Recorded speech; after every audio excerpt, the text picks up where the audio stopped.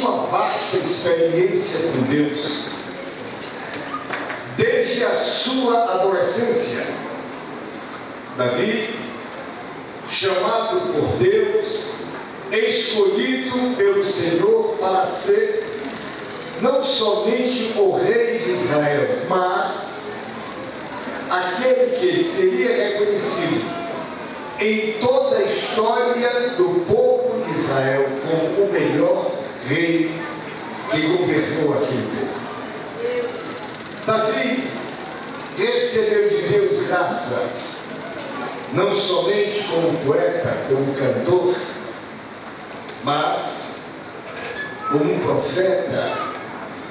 Mas uma das qualidades que Davi possuía, que chama a atenção do meu coração, é que Davi, ele se sentia feliz quando ele se colocava como uma ovelhinha na presença do seu pastor. Quando lemos o Salmo 23, ele ali declama, escreve: o Senhor é o meu pastor e nada me faltará. Acredito que quando Davi escreveu esse Salmo de número 34, especialmente o versículo número 15, Davi devia estar com a sua harpa na mão, dedilhando o seu instrumento, possivelmente ali na sombra daquelas tamareiras que ali estão no Monte das Oliveiras, e ele então cantava ao Senhor, e ele dizia de coração, do profundo do seu coração, a experiência, porque ele sabia que o seu Deus é este Deus, cujos olhos estão sobre os justos. Em outro salmo ele diz: os olhos do Senhor procurarão os fiéis da terra.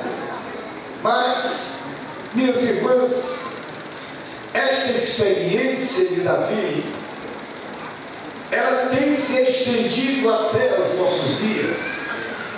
E eu tenho certeza que não somente nós, os obreiros, mas as irmãs do círculo de oração, cada crente, cada um de nós, tem a sua experiência na assistência que o Senhor Deus concede continuadamente à vida de cada um de nós. Meus irmãos, quando nós vemos o Salmo de número 139, aí o salmista, ele cantando, ele diz: onde é que eu posso me esconder de Deus?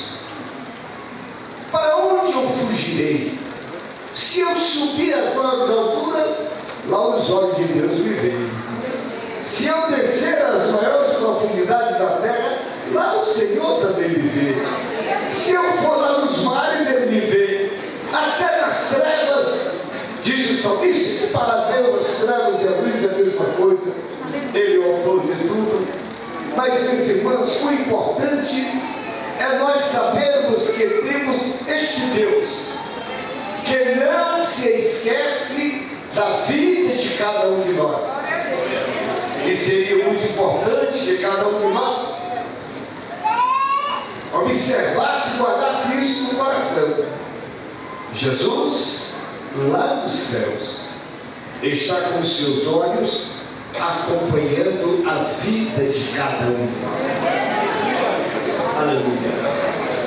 E quando nós olhamos para a Bíblia, minhas irmãs, Jesus, e temos a plena convicção da realidade desta ação de Deus relacionada ao crente. Deus, na verdade, nos acompanha a cada passo. Eu fico pensando, meus irmãos, Deus nos acompanha. E a nós, que temos plena convicção de que os olhos de Deus nos acompanham. Os irmãos estão convictos que esta noite Deus está com seus olhos voltados para Jesus? Com certeza.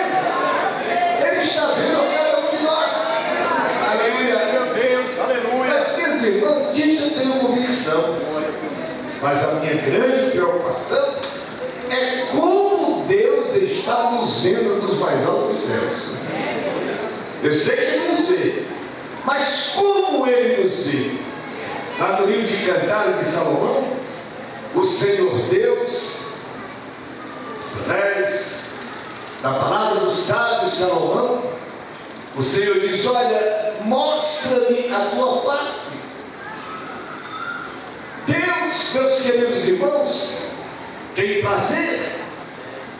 Quando Paulo disse que a igreja é o corpo de Cristo, Paulo diz que Cristo é a cabeça da igreja. E eu fico pensando, meus queridos irmãos, da maneira como Deus vê a sua igreja. Que beleza! Cristo a cabeça da igreja, a igreja é o corpo de Cristo. Bendito seja o nome do Senhor. Corpo glória santo, a Jesus, aleluia. corpo lavado, corpo purificado, corpo santificado, aleluia.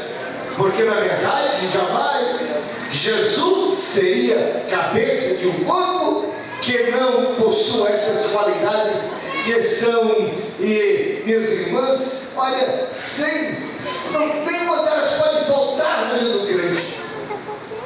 E na verdade, os olhos do Senhor olham para este corpo, olham para esta igreja, e nos ama, e nos garante uma assistência 100% continuada.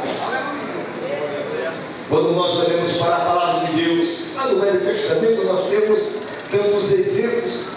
Se nós pensássemos um pouquinho sobre aquele momento tão difícil que experimentou o rei Josafá, quando os amonitas, quando a outra nação, por os amonitas e os outros, se lembraram?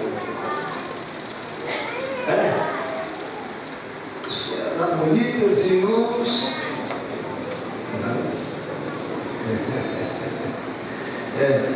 eu vou me lembrar, mas aquelas duas nações se organizaram contra Israel. Tribo de Judá. Josafá sabia do poderio bélico que ele tinha, que era pequeno. E a Bíblia diz que os adversários eram tantos. E Josafá sabia que não tinha forças para pelejar contra os Edonitas e os Amonitas. E o que disse Josafá e o que ele fez? A Bíblia nos diz que ele foi para a presença do Senhor. E ele então começou a orar e começou a jejuar.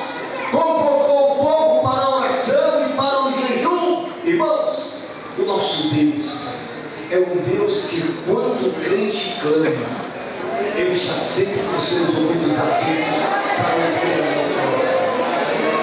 Mesmo porque foi o próprio que disse: clama a mim e responder-te-ei, e anunciar-te-ei coisas grandes e firmes que você ainda não conhece. Minhas irmãs, Josafá chorou, orou, contou para Deus aquela situação tão difícil. Lá no céu, o Senhor Deus estava vendo. E ele então veio a Josafá e Josafá: meu filho, fique quieto. Eu já ouvi a sua oração. E eu vim aqui para lhe dizer uma coisa muito importante. Fique tranquilo, porque você não vai pelejar. Eu vou comprar essa briga por mim. Eu vou pelejar do lado de vocês. Vocês não vão fazer nada. Sou eu que vou pelejar por vocês. Agora, uma coisa linda que eu acho é que o Josafá é um homem que confiava na promessa do Senhor, visto que, minhas irmãs, ele prepara o seu povo, naturalmente aqueles que estavam aptos para a guerra, mas aquele batalhão não estava reunido, ele coloca um coral na frente. E ao invés de gente com espada na mão, eles começaram a cantar. E quando o crente começa a louvar a Deus, o céu se abre. Aleluia! E Deus manifesta a sua glória. Aleluia! Minhas irmãs, Deus deu vitória a Josafá. estão sobre glória a Deus. Isso está acontecendo com tantos. Ezequias passou aquela dificuldade tão grande quando Senaqueribe juntou o seu povo com todo o seu orgulho, os assírios, e eles tinham um propósito de acabar com Israel. Mas nos diz a Bíblia que o Ezequias foi para a presença do Senhor. Deus viu a condição do coração, da sinceridade daquele homem. E o Senhor Deus, interessante, ele enviou somente um anjo. Um anjo só resolveu o problema. Será que ele estava com era um exército tão grande, um anjo só, em uma noite, matou 185 mil, um só, resolveu o problema. Eu queria, meus irmãos, abrir aqui um parênteses e conversar com vocês assim diretamente. Você sabe, tem convicção de que Deus está interessado na sua vida? A menina sabe que os olhos do Senhor acompanham a cada instante na sua existência. Será que todos os irmãos estão conscientes de que há um interesse de Deus em nos abençoar? Meus queridos irmãos, isto é compromisso de Deus desde o princípio. Quando Deus criou o homem e a mulher, está escrito lá no livro do Gênesis, e Deus nos abençoou. Então nós somos criados para ser abençoados por Deus. Mas muitas vezes os nossos corações, as nossas iniquidades, as nossas injustiças nos distanciam de Deus. Deus está sempre no mesmo lugar. Quando falo assim, eu sempre me lembro, eu li a história de um casal e eles estavam já velhinhos, mas ele ainda tinha vigor, dirigiu o carrinho dele. Velhinho dirigindo o carro dele, a velhinha dele do lado. Eles estavam andando, né? E de um momento passou o carro de um jovem, com uma jovem ao lado, passou por eles. E a velhinha olhou e disse: olha aí, meu velho, você está vendo? Você está lembrado como nós éramos mais jovens? Nós andávamos assim, não era assim, bem pertinho do outro. Aí o velho olhou para ela e disse: olha, minha esposa, eu estou no mesmo lugar. Isso acordou em você. Eu estou dirigindo, eu podia estar fora do lugar, estou no mesmo lugar. Aleluia. Mesmo Jesus está sempre no mesmo lugar. Aleluia. Está sempre no mesmo lugar. Glória a Deus. Aleluia. Aquele que pede recebe, o que busca e o que bate a receber. O nome do Senhor. O trono da graça está sempre aberto para que o crente ali se apresente a Deus. Jesus está ocupando o seu trono. O trono está ocupado. O escritor Zebeu disse que nós podemos chegar no trono com ousadia diante do Senhor para fazer as nossas petições, os nossos agradecimentos, a nossa adoração ao Senhor, e com certeza as bênçãos do Senhor, elas repousarão sobre a nossa vida. Não somente nos momentos de abundância, não é? Mas especialmente nas nossas aflições, nos nossos sofrimentos. No Novo Testamento conta a história de um crente, o pastor da igreja. E ele foi preso. O rei Herodes mandou prender Pedro. Ele já tinha prendido a Tiago, já tinha decapitado a Tiago, e aquilo agradou muito a liderança religiosa na época, e ele então prendeu a Pedro, e o intento dele também era decapitar Pedro. Pedro estava lá guardado na prisão, e de uma maneira tremenda. Quantos soldados estavam vendo? 4 quartéis de soldados, 16 soldados, uma coisa absurda, para estar junto a um homem pacato como Pedro. Mas uma coisa que chama a atenção no meu coração, irmãos, era a semana da época, hoje seria como a Semana Santa.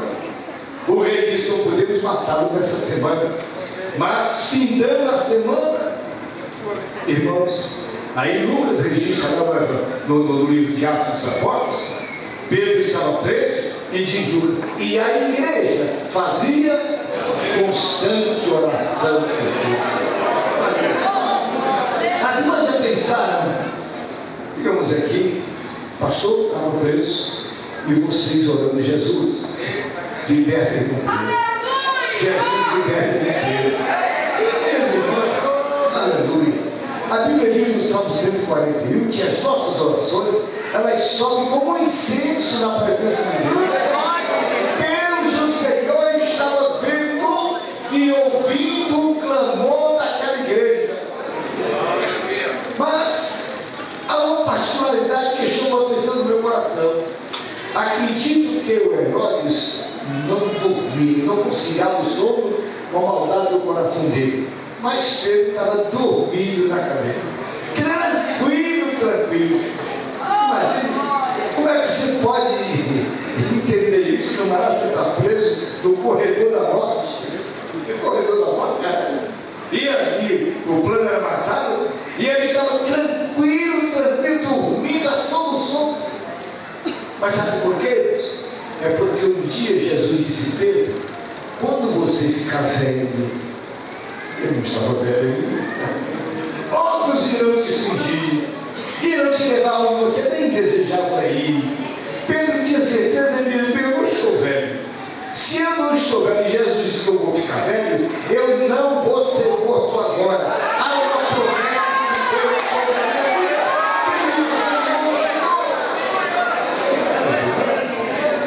A Bíblia diz que Deus é pela sua palavra para cumprir. Aleluia. Imaginem Senhor Jesus ouvindo a oração da igreja. Ele vai chamando de cara, vai lá, prepara Pedro, vai lá, liberta Pedro, tira o Pedro da cadeia, certo? Para Deus não tem nada impossível, não é? Aleluia. O anjo vem, Pedro está dormindo. Lucas diz que precisou o anjo está cutucado na ilharga do Pedro, cutucando ele: ô Pedro, acorda Pedro, acorda Pedro, pega a tua cara, já sandália, vamos para dentro, vamos para dentro. Porta se abriu, o portão mais forte da cadeia se abriu automaticamente, porque Deus não tem esse negócio lá. Quando Deus quer fazer, ele nada, ele funciona. Ele é Deus, ele é Deus. Aleluia, ele é Deus. Você nunca tem aquela dúvida de Marta. Jesus já faz 4 dias que ele está sepultado. Isso, olha, ele é o autor da vida. Ele tem poder sobre todas as coisas.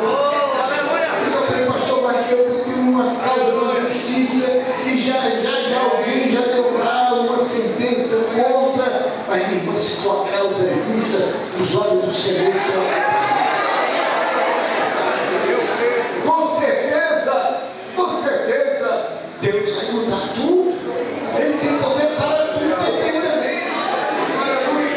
Glória a Deus, olha, Ele é o Senhor. Pedro acompanha o anjo. Ela na rua, está liberta, o anjo volta para a presença do seu patrão. Olha, trabalho feito, ele está na rua. Pedro, quando ele se deu conta, porque até aquele pensava que ele estava sonhando, mas ele falou: não estou liberto. Aí ele vai para a casa daqueles irmãos. Chegou na casa daqueles irmãos, bateu na porta, estavam orando. Orando, já pensaram nisso? Orando. Certamente ele ouviu: Jesus, liberta o Pedro. Ele vai dizer: eu estou aqui, já peguei, já estou liberto. Aleluia.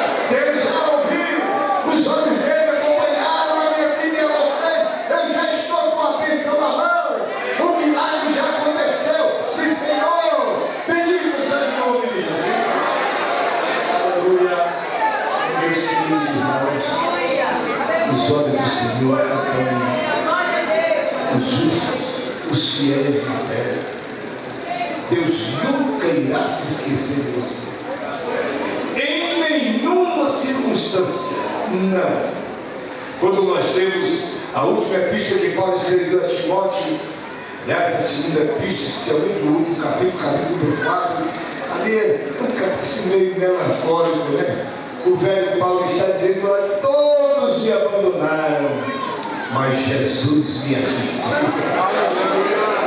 Aleluia! Jesus me assistiu. Meus queridos irmãos, minhas irmãs, essa assistência do Senhor não falha, mas Jesus me assistiu. Este Deus maravilhoso, irmãos, é de verdade que em alguns instantes Ele prova a nossa fé, Ele quer saber do seu comportamento, não é? Os olhos dele estão nos acompanhando. Agora nós devemos ter um cuidado para entender que nós andamos, porque Jesus, irmãos, não é de qualquer lugar, não, absolutamente não. Olha, soldado ele tem a obrigação, não é, de ter o seu uniforme limpo, passar pé direitinho, bem, olha, sapato tem que estar lustrado, o cap, cobertura tem que estar em ordem direitinho, não é verdade? Quando era cedo, fardado, tem encontrado num boteco tomando cachaça, ele pode até estar com a roda vermelha, mas não é o lugar dele. Meu irmão, os olhos do Senhor acompanham o crente. Tenho certeza, quando o crente tentado pelo inimigo, se ele cedeu, quando ele está chegando na porta do cinema, o Espírito diz: ô João, você vai entrar, eu não vou não. Você vai só, eu não vou. É verdade. Você vai só. Tempo desse, chegou para mim e disse: pastor, eu vi que fulano estava no cinema. Como é que você viu? Como é que você viu? Foi acusar o homem que estava no cinema. Como é que você viu? Não, velho. Não está no cinema, não. Aleluia. Os olhos do Senhor acompanham a gente.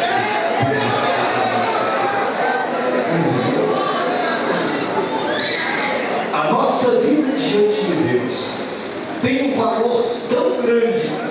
Quando Jesus disse que vale o homem ganhar o mundo inteiro e perder a sua alma, Ele está dizendo para mim: vale mais uma alma do que o mundo inteiro.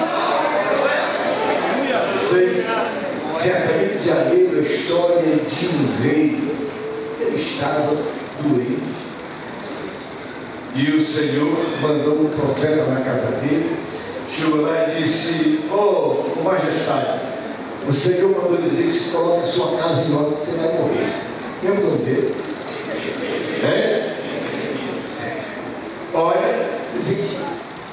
E a Bíblia nos diz, irmãos, que quando o profeta entregou a mensagem, que foi saindo, ele deitado, virou para o lado da parede, começou a orar e começou a chorar.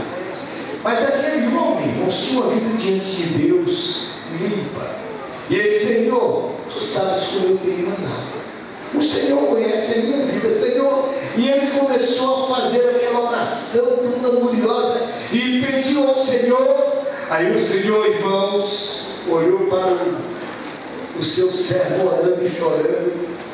Ele foi lá no coração do profeta e disse: volta, e vá para o meu servo, que eu vou acrescentar a vida dele pelo menos mais 15 anos. Está bom, 15 anos? Meus irmãos, os olhos do Senhor nos acompanham. E ele veio. Uma das coisas que tem me preocupado muito, irmãos, como sabem, a igreja do Senhor Jesus, igreja já significa um povo tirado para fora. Paulo disse que nós somos um povo especial. O que mais? Zeloso. E que mais? De boas obras. Aleluia. Pedro disse que nós somos um povo adquirido pelo Senhor. Aleluia. Meus amados, escute, igreja de Deus. Ultimamente eu tenho estado preocupado, porque não sabem, um culto de casamento,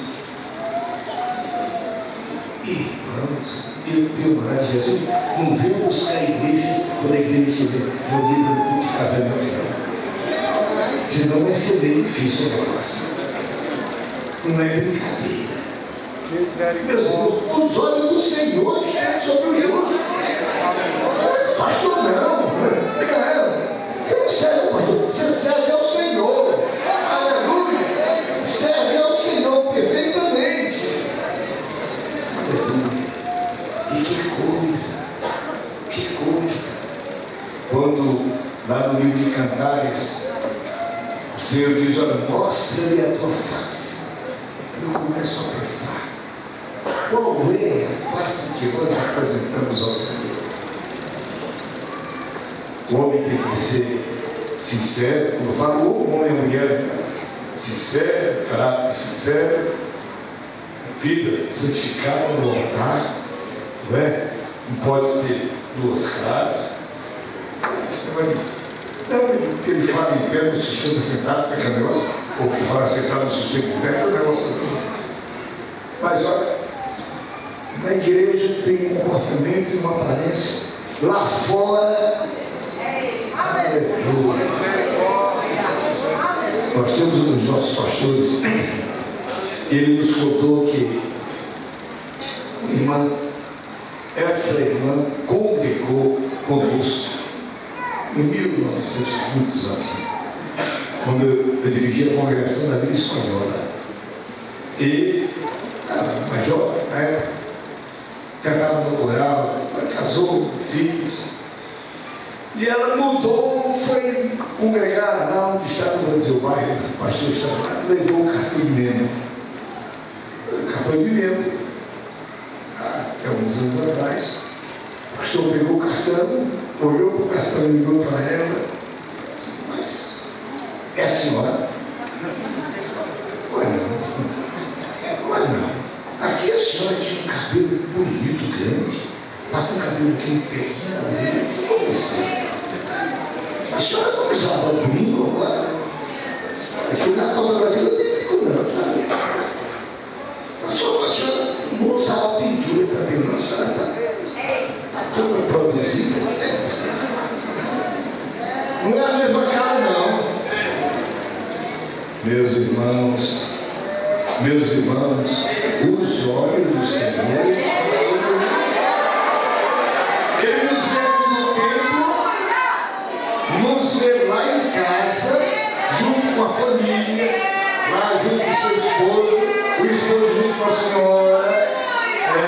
Ele vê o comportamento nosso, ele vê lá fora, no shopping, aonde quer que você entre. Os olhos do Senhor estão sobre tudo. Bendito seja o nome do Senhor. Meus queridos irmãos, Deus assiste o crente. Deus assiste o crente. Quando você lê a história do profeta Elias na Bíblia, irmãos, aquele homem, na verdade, a história dele é linda, é muito bonita, né? Mas Elias era homem. E Tiago disse que ele era igualzinho a nós. Não era um super-homem, não, né? E Tiago disse, e sujeito às mesmas paixões. O Elias também era. Certo? Elias, você procura na sua Bíblia, lá no livro dos Reis, primeiro livro dos Reis, não é? Ele só aparece também no capítulo 17. Você não sabe quem é o pai do Elias, não sabe quem é a mãe do Elias, não tem Renuína. Não sabe. Só que tem uma coisa, ele aparece num momento interessante. O rei havia sofrido um acidente e estava na cama.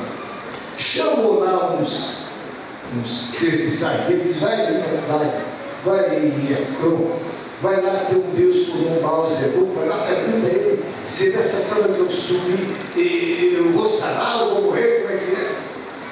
E os emissários foram. No caminho, Elias interceptou.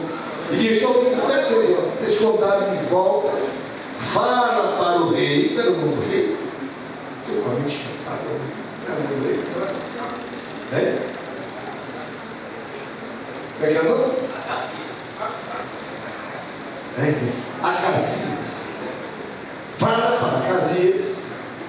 Esse outro tirou para ele que da cama que ele subiu, ele vai morrer.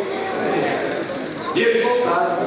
Chegaram para o rei e disseram: majestade, o negócio é o seguinte: o senhor encontramos um camarada no caminho e mandou um recado para o senhor que o senhor vai morrer. Como é que é o nome do homem? Ah, eu não disse o nome dele. Não tem, não. Mas como é que era o traje dele? Assim, o traje nós vimos. Ele estava vestido de uma roupa de grife. Não? Não. E de que era? Vestido de quê? Pele de camelo. Um cinto. Irmãos, imagine. Quando ele deu, irmãos, a indumentária do homem, o rei disse: esse homem eu conheço, você é o profeta Elias. Elias, o homem de Deus. Prepara a mortalha. Pode preparar a mortalha, porque eles vão morrer e não deu outra coisa. Mas esse Elias, irmãos, Deus o fez crescer.